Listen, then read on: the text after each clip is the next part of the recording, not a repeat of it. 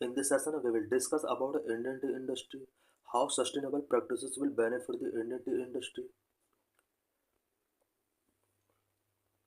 India is becoming the superpower of tea industry.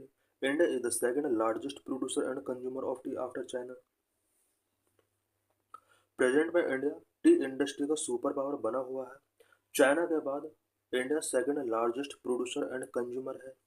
Kenya is the largest exporter, China is the second largest exporter and India is the third largest exporter of tea.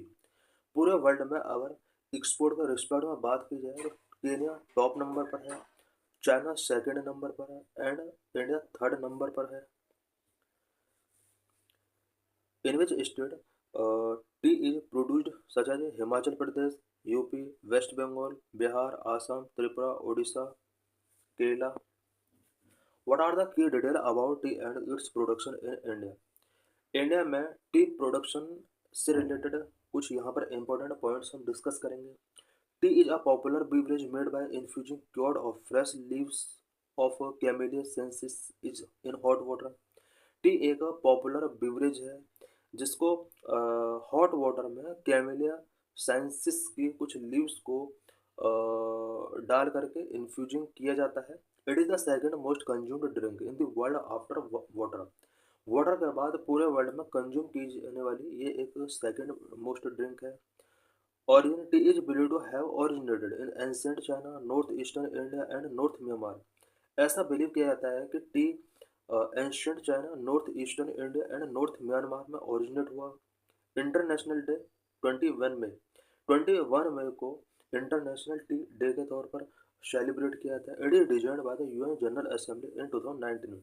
2019 में इस day को UN general assembly के द्वारा designate किया गया था। Growth conditions, T के लिए क्या क्या ग्रोथ कंडीशंस होती हैं?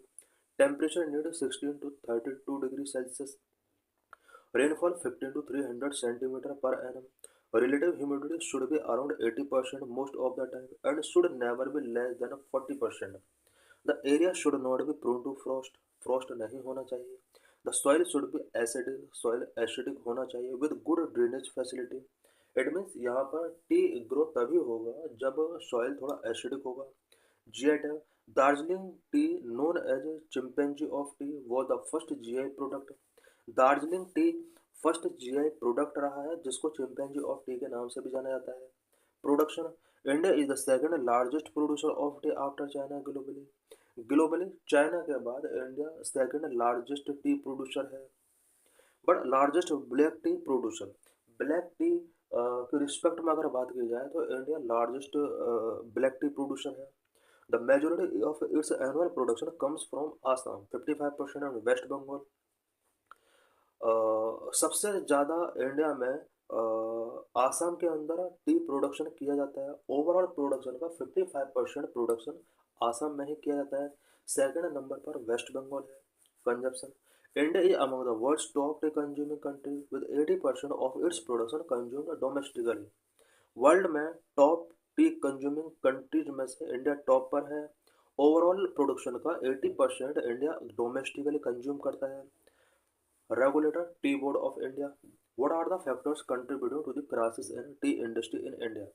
इंडिया में टी इंडस्ट्री के बिफोर क्या क्या चैलेंजेस हैं? Stagnant prices, over supply, widening gap between demand and supply, intense competition from other nations like the Sri Lanka and Kenya। Current challenges for planters, T planters के before current में क्या क्या challenges हैं? Climate change, erratic rainfall and rising temperature बहुत ही T planters के लिए big challenge है। Erratic rainfall, prolonged dry spell and sudden intense downpour disrupt tea growth which require specific warm and humid conditions। Rising temperature, high temperature dry out the soil faster and can harm the tea bushes। Impact on quality and production, quality and production भी planter के लिए एक big challenge है। Climate change is affecting the second plus a key period for harvesting high quality tea leaves, which has led to reduced quality and lower auction prices। Overall production has declined, with some regions experiencing significant losses। Economic issues, lower yield make it harder for companies to reinvest in implantation and replace old bushes। The tea industry faces declining market conditions which further stress the economic viability of the many gardens. Pest attack. Extreme weather condition can lead to an increase in pest infestations impacting crop yield and quality.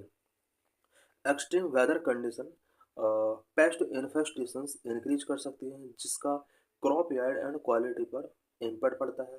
Pesticide concern. Planters are requesting ban on certain pesticides that can compromise tea quality.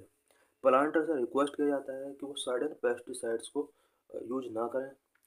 What is T board of India. T board of India से related कुछ important points हम discuss करेंगे. Statutory body setup under T act 1953. T board of India एक statutory body है जो कि T act 1953 के अंदर सेटअप की गई.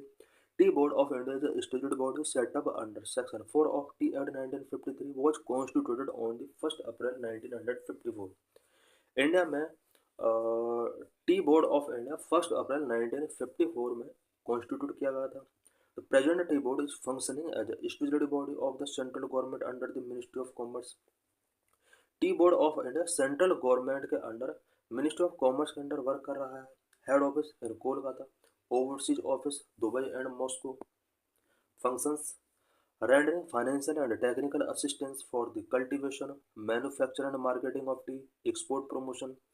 T board of India T के कल्टीवेशन के लिए, मैन्युफैक्चरिंग एंड मार्केटिंग के लिए एंड एक्सपोर्ट प्रमोशन के लिए financial and technical assistance provide कराता है. Adding research and development activities for augmentation of T production and improvement of T quality. T production को ऑगमेंट करने के लिए एंड टी क्वालिटी में इम्प्रूवमेंट करने के लिए T board of India research and developmental activities पर फोकस करता है.